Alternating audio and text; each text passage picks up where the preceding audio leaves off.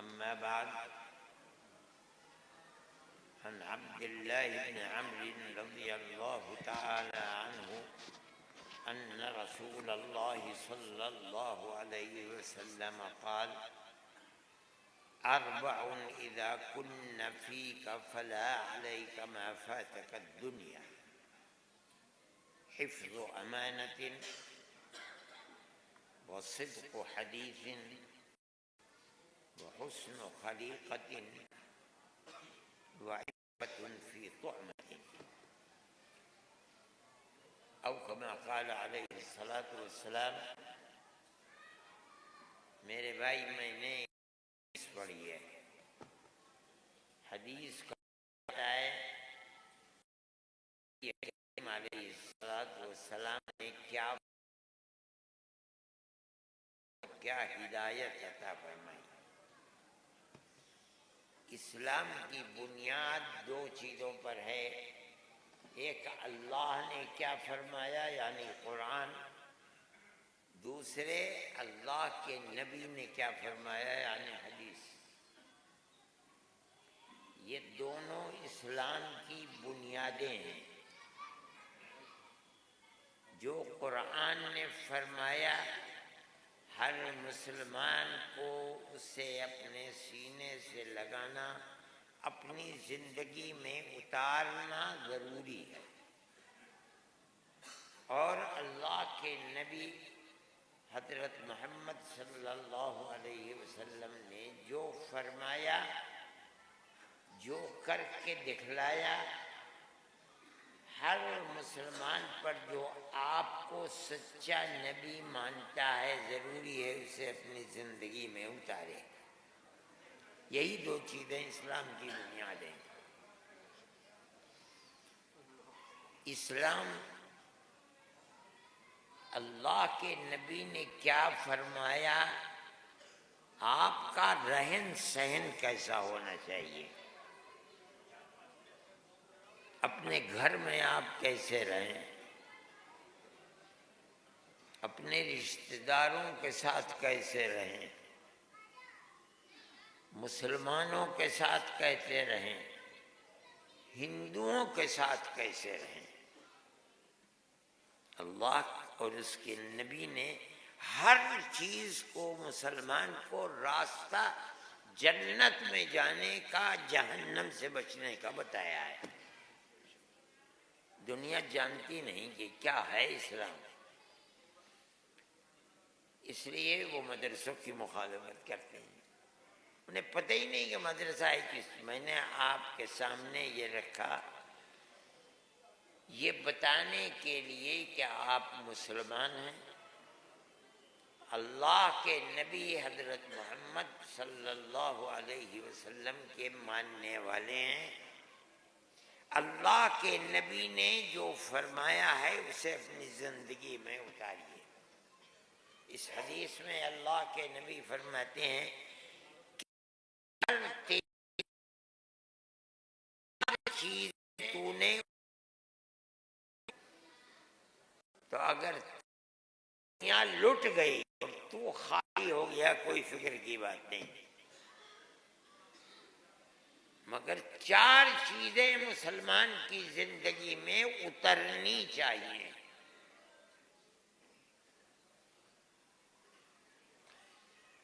क्या मतलब है? कल क़यामत के दिन मैदान महशर में अल्लाह फरमाता है वनज़उल मवाज़ीन, हम तराजू रखेंगे। एक तरफ तेरे अच्छे अमल, सवाब के काम रखे जाएंगे जो तू करता था, दूसरे पल्ले के अंदर तेरे गुनाह रखे जाएंगे। इस हदीस को जो मैंने पढ़ा है, फरमाते हैं कि चार चीजें अगर तेरे पास हैं और तूने तेरा अमल उस पर जिंदगी गुजारी है, तो अगर वो एक तराजू के पल्ले में है, दूसरे तेरे गुनाह उनके मुकाबले में हल्के पड़ जाएंगे। अगर तेरी दुनिया लुट जाए, बर्बाद हो जाए, खाने को ना हो, पहनने को ना हो, लेकिन ये चार चीजें तेरे पास हैं, कोई अफसोस की बात नहीं। अब मैं एक एक करके आपको बताता हूँ। मुसलमान को अपने गरीबान में मुंह डाल के देखना चाहिए। मैं आपसे इसलिए बता रहा हूँ कि ये मदरसा और मदरसे का जलसा है ये, ताकि आपको ये पता चले कि मदरसों में पढ़ाया क्या जाता है। सबसे पहली वो 4 चीजें जो सबसे ज्यादा बोझल हैं तराजू के अंदर, सबसे पहली चीज है हिफ्ज़ व अमानत। दूसरे के हक का ख्याल रखो।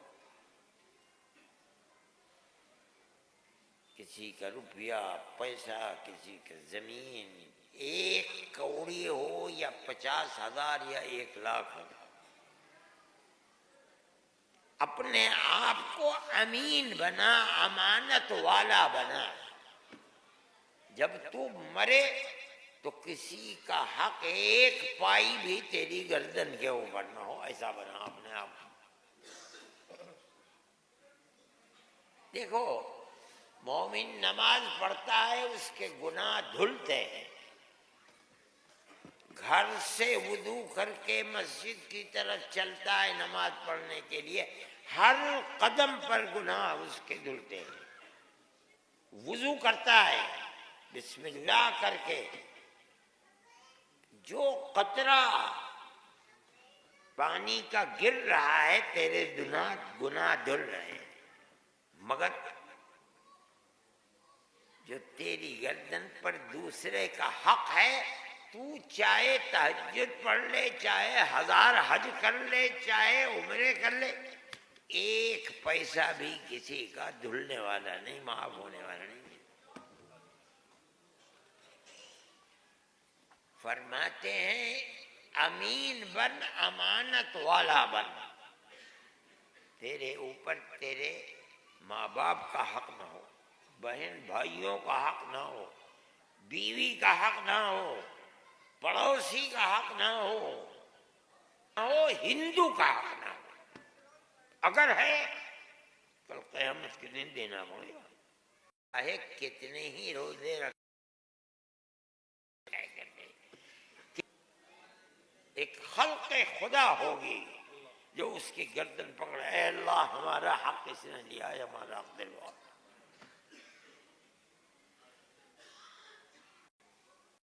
क्या दुकानदार था, उस दुकान के ऊपर बेचता था, 1 के 2 ग्राम देता था। क़यामत का दिन वो दिन है यौम तुब्ला सराइर। दुनिया के अंदर जो चीजें थी वहां एक खल्क़े खुदा होगी पकड़ी, ऐ अल्लाह हमारा हक दिला, हमारा हक दिला, हमारा हक दिला, हमारा हक दिला।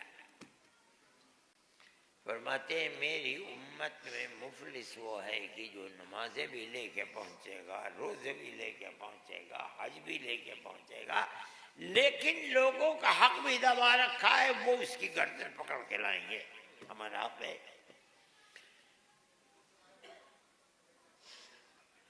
अल्लाह ताला को गुस्सा होकर फरमाएंगे अद्दिल अमाना, हक दे इसका। तो कहेगा अन्ना या रब्बी वक़द ज़हबति दुनिया, कहाँ से दूं, दुनिया में लिया था, दुनिया खत्म हो गई, कोई चीज नहीं है मैंने जो ली थी, न पैसा न जमीन न जायदाद, कोई चीज ही नहीं, दूं कहाँ से। इतना गुस्सा होगा, अल्लाह फरमाएंगे हम कुछ नहीं सुनते, अद्दिल अमाना, इसकी अमानत अदा कर, हक दे इसका। फिर कहेगा अल्लाह मेरी सुनते ले, कहाँ से दूं, है ही नहीं कोई चीज। फरमाएंगे हम कुछ नहीं सुनते, अद्दिल अमाना। 3 मर्तबा एक ही बात फरमाएंगे। कोई शख्स नमाज जो लेके आया था उसका सवाब लेके जाएगा, हज किया था उसका सवाब लेकर के जाएगा, जो काम खैर के किए थे सब लुट जाएंगे। अब अगर कुछ भी नहीं बचा अल्लाह हमें तो मिला ही नहीं, हमें तो मिला ही नहीं।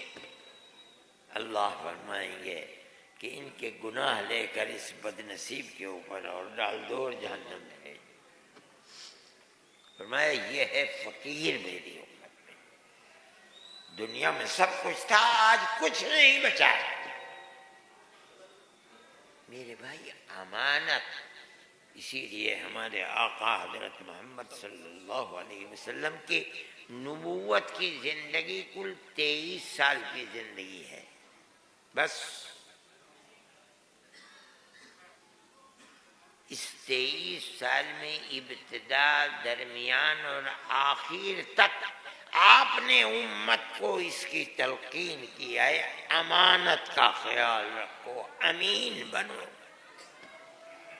किसी का हक अपनी गर्दन पर लेकर दुनिया से मत जाओ, अगर है तो मौत से पहले इसको अदा कर दो।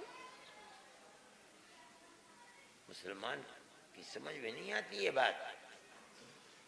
लोग अपनी बहनों का हक ले लेते हैं। शादी कर दी थी इनकी, तो बाप कहता है कि हमने शादी कर दी थी, उसके अंदर 10 लाख रुपया। अरे पागल आदमी, वरासत कहते हैं उस माल को जिसको छोड़कर मौत तेरी आई है, वो है वरासत। अपनी जिंदगी में तुमने किसको कुछ कर दिया, ये वरासत नहीं है।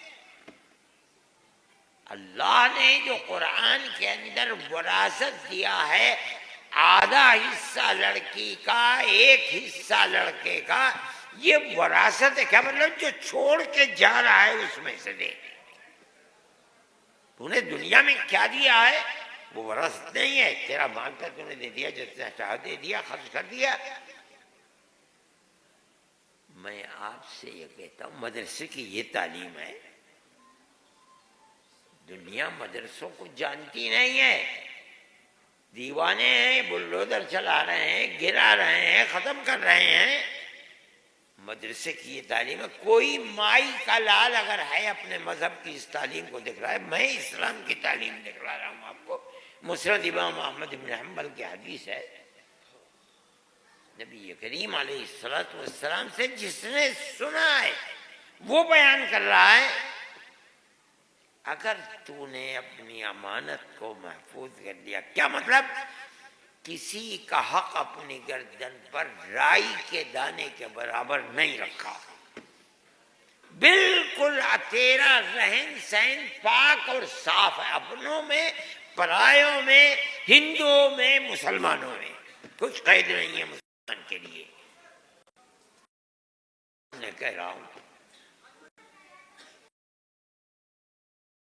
सिफत अमानत कर दी तो कहेंगे कि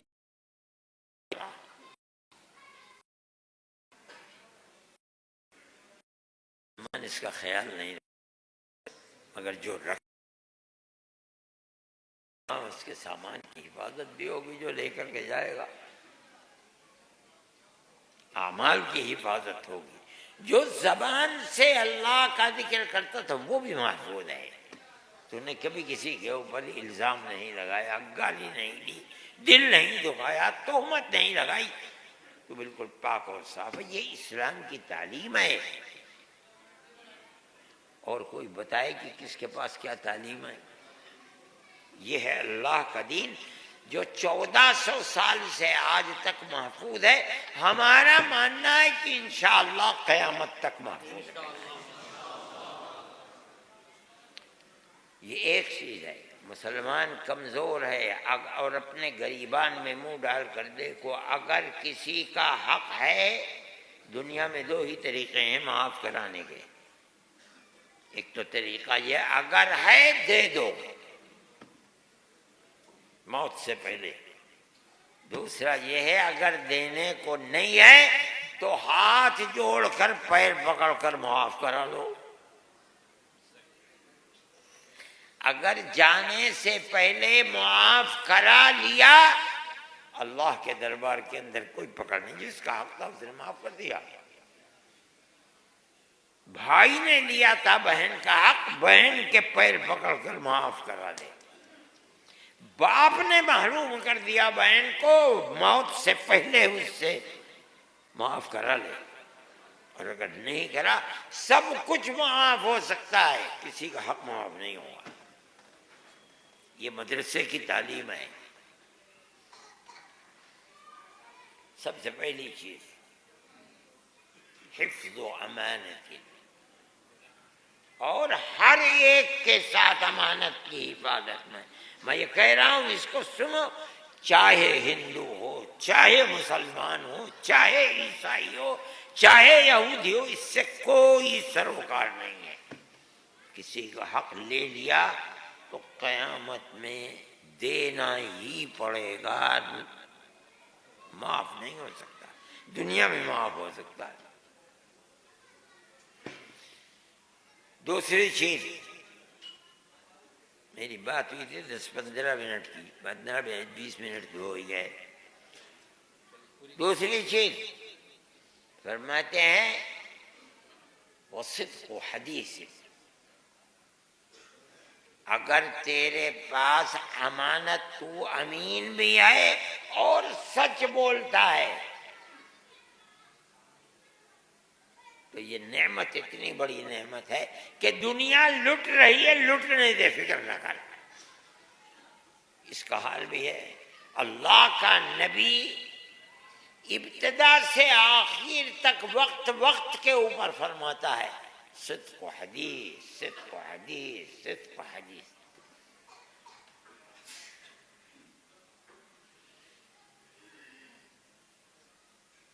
क्या मतलब है सच बोलना? झूठ, अरे इसे बंद कर, क्या तू लिए बैठा है इसको?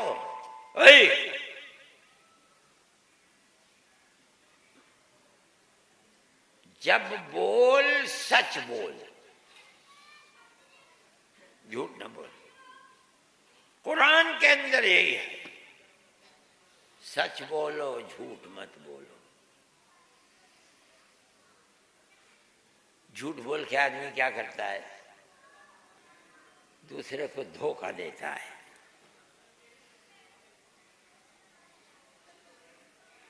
इसका मतलब है कि सच बोल, झूठ ना बोल, किसी को धोखा न दे।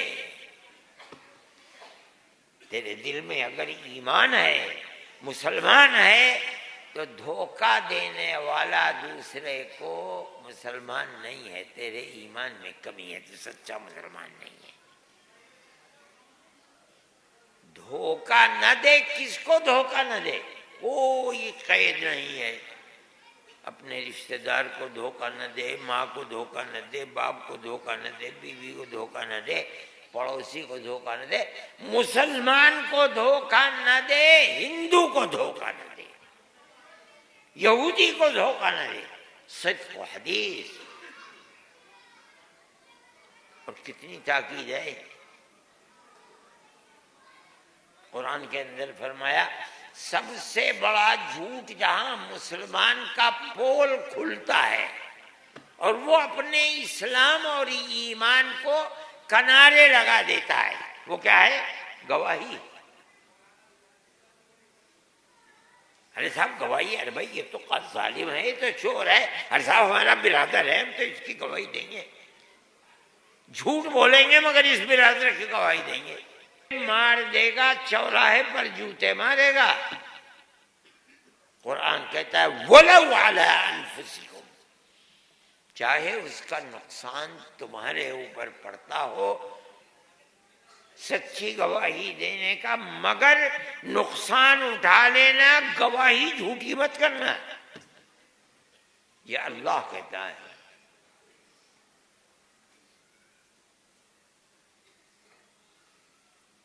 आगे फरमाता है अविल वालिदैन, तुझे ये खतरा है कि अगर इस जालिम इस मजलूम घर से बाहर कर देगा। कुरान अल्लाह कहता है होने दे, गवाही झूठी मत करना।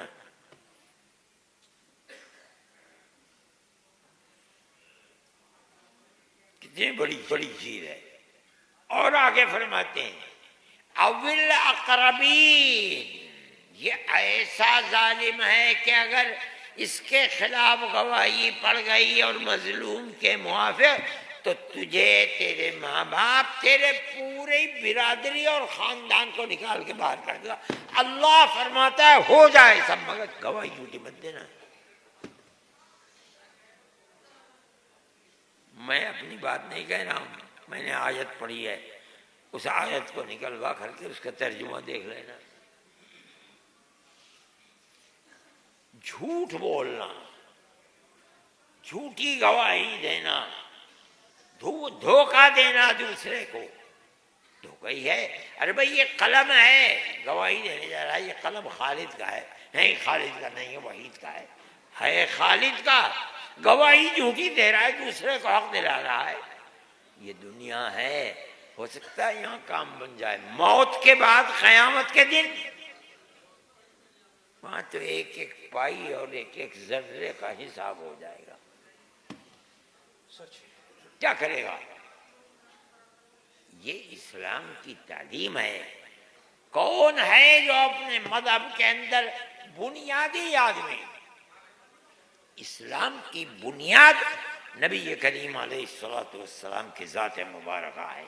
मैं उन्हीं की बात बता रहा हूं, जो अल्लाह का कलाम उनके ऊपर आया, मैं उसकी बात बता रहा हूं। हर मुसलमान को अपने गरीबान में मुंह डाल के देखना चाहिए। झूठ बोलना, झूठी गवाही देना बहुत बड़ा गुनाह है। अपने आप को बचाओ। अगर किसी दूसरे के हक को ले लिया झूठी गवाही दे करके, माफ नहीं हो सकता क़यामत के दिन तक। दो चीजें। तीसरी चीज फरमाते वह हुस्नु खलीक़तिन, जो मैं कह रहा हूं उसको सुनो। ये कुरान हदीस की, अल्लाह के नबी हजरत मोहम्मद सल्लल्लाहु अलैहि वसल्लम की तालीमात है।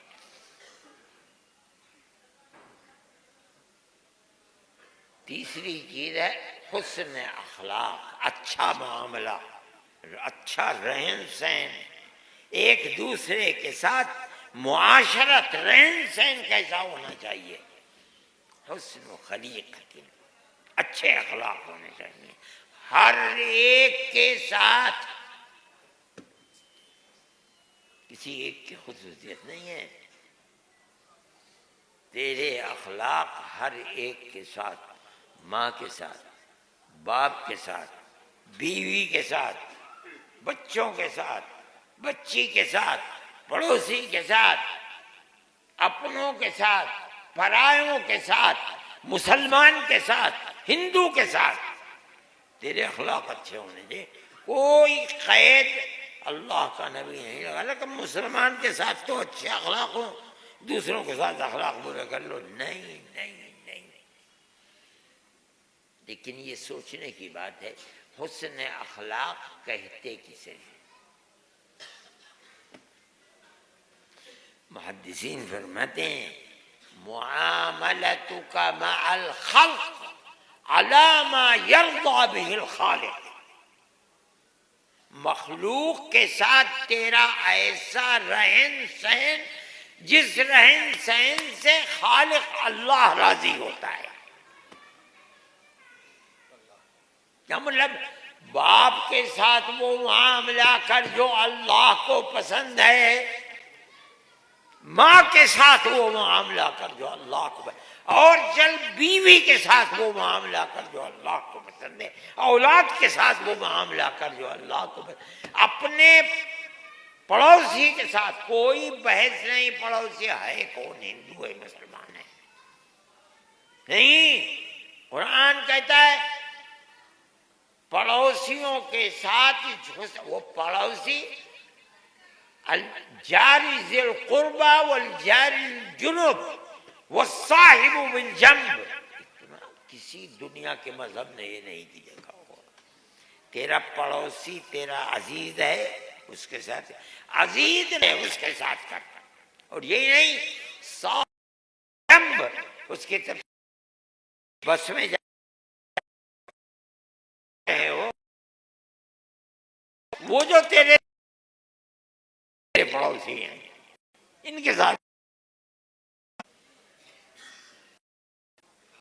कुरान इतनी अहमियत कोई दुश्मन तो पचासों क्या करोड़ों लोग हैं। ये बात का पहलू ये देखो कितना पाकीज़ा है। कौन है दुनिया का मजहब जो इसको पेश कर सकेगा? मदरसों की यही तालीम है। और क्या पढ़ाया जाता है मदरसों के अंदर? दुनिया मदरसों की तालीम की मुखालफत करती है। ये बताओ, ये तालीम इसको छोड़ दुनिया का कौन सा स्कूल है जिसके अंदर ये तालीम दी जाती है?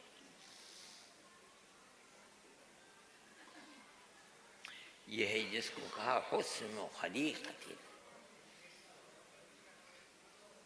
कितना पैसे दे करके मुफ्त, अरे नहीं नहीं, पैसे दे करके मुफ्त, अरे नहीं नहीं। अगर तुमसे कोई मिलने वाला आया है, तुम्हारा अजीज है, पराया है, रिश्तेदार है, अजनबी है, हिंदू है, मुसलमान है, कोई बहस नहीं, तबस्सुमुका फी वजहि अखीका लका सदक़ा। मिलने आए तो मुझसे मुसाफा करो, सलाम करो, राम राम करो, तुम उसको नमस्कार करो, मगर हंस के करो मत। ये भी सदका है, वो भी तो तेरा भाई है।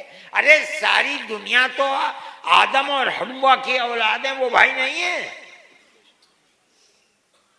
सिर्फ तबस्सुम एक ढेला खर्च नहीं होता। मुंह बसोर के न बात कर, बल्कि हंस कर बात करके तुझे इससे मिलकर। फरमाया ये भी सदका है। सदका क्या मतलब है?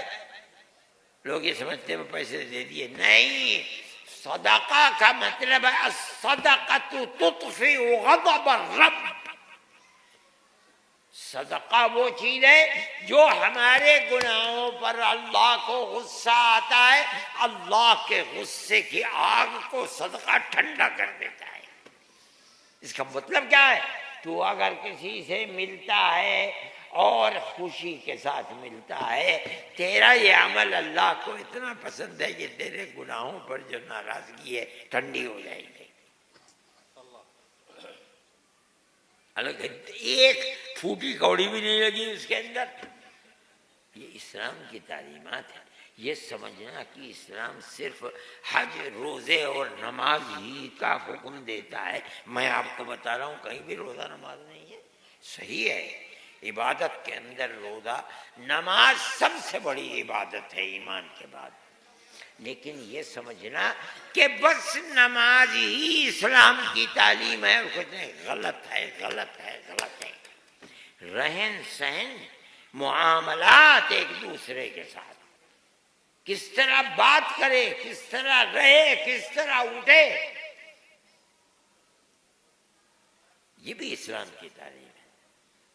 फरमाते हैं वो इफरागु का मिन दलवी का फी दलवी अखीका लका सदक़ा। तुम कुएं से पानी ले रहे हो, तुम्हारे पीछे दूसरा आदमी खड़ा है, तुम अपने बर्तन को भर लो तो वो भी निकालेगा।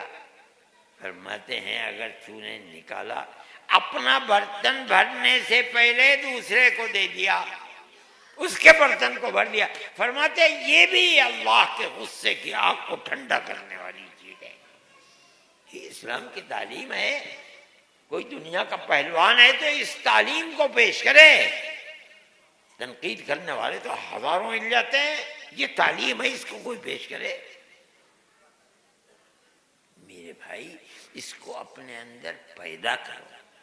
एक दूसरे के साथ मदद करना, तामुन करना, अच्छा व्यवहार करना, जिंदगी गुजारना, माँ के साथ, बीवी के साथ, बच्चों के साथ, अपनों के साथ, परायों के साथ अच्छा सलूक रखना, इस्लाम की तालीम है। और यही मदरसों में पढ़ाया जाता है। और क्या पढ़ाया जाता है?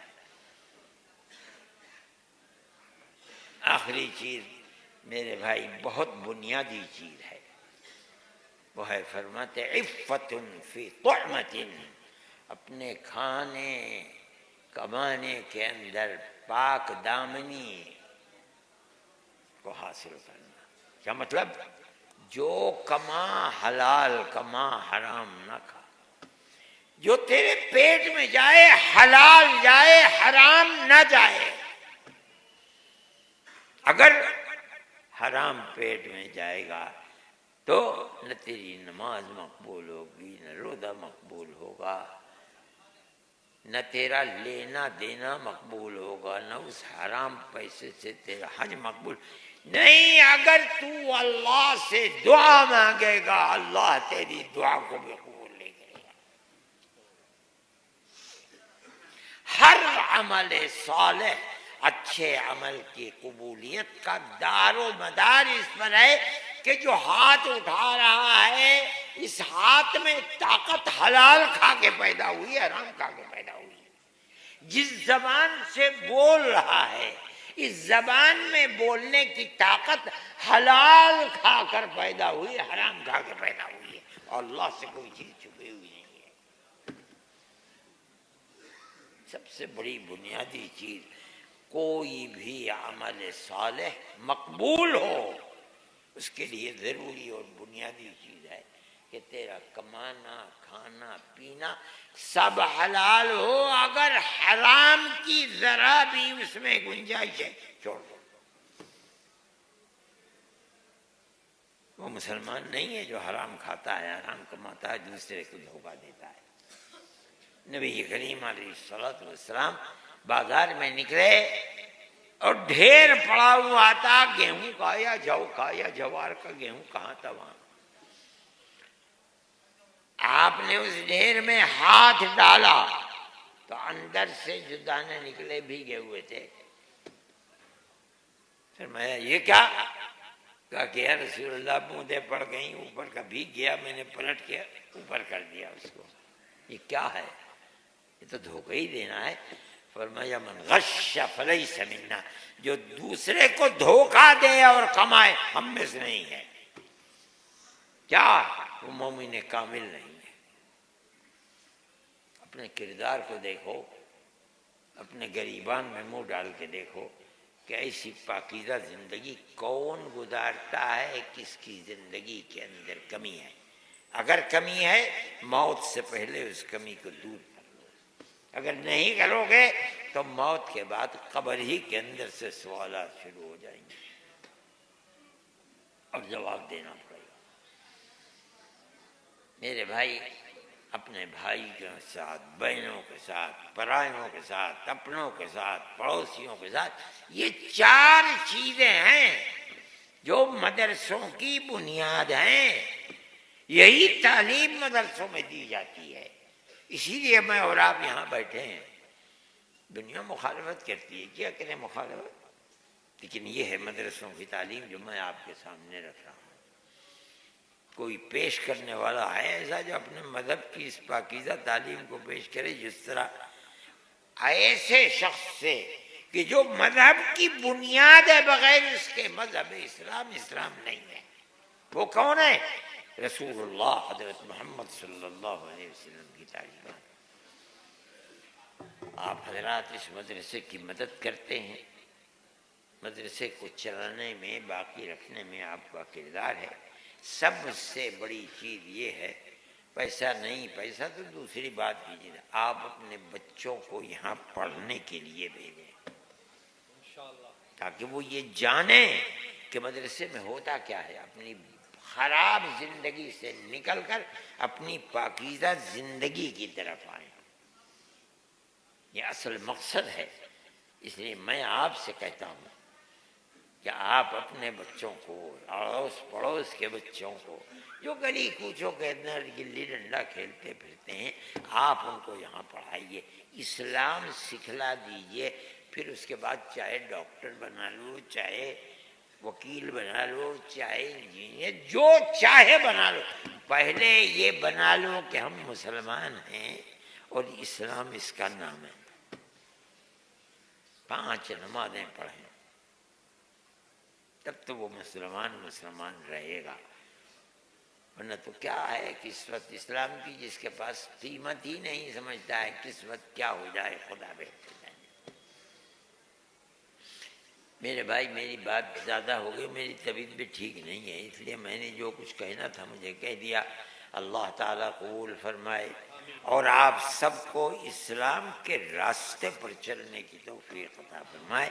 ये समझ लीजिए कि इस्लाम सिर्फ 5 नमाजों का नाम नहीं है, सिर्फ हज का नाम नहीं है, ज़कात का नाम नहीं है, का नाम नहीं है। नमाज, ज़कात इस्लाम के सुतून हैं सर और आंखों पर। लेकिन कोई ये समझे कि इस्लाम में बस यही 4 चीजें हैं। नहीं नहीं नहीं, इस्लाम में मुआशरत, रहन सहन दूसरों के साथ। मैंने आपको हदीस सुनाई, चारों चीजें आप देख लीजिए, कहीं नमाज रोजा नहीं है, ज़कात नहीं है, रहन सहन से मुताल्लिक़ है, आप रहें किस तरह से। ये मदरसों की तालीम है और इसी तरह से ज़िंदगी गुजारनी चाहिए। अल्लाह इस मदरसे की हिफाजत फरमाए, तरक्की अता फरमाए, आपके अपने बच्चों को कामिल मुकम्मल मोमिन और मुसलमान बनाए और शुरूर फितन से महफूज व मामून फरमाए। जो लोग मदद कर रहे हैं, जिन लोगों ने अपने बच्चों को भेजा है, जो लोग पढ़ा रहे हैं, जो लोग मदरसों को चला रहे हैं, अल्लाह ताला उनकी कोशिशों को कबूल फरमाए और हिफाजत फरमाए और तरक्की अता फरमाए। व आखिर दावाना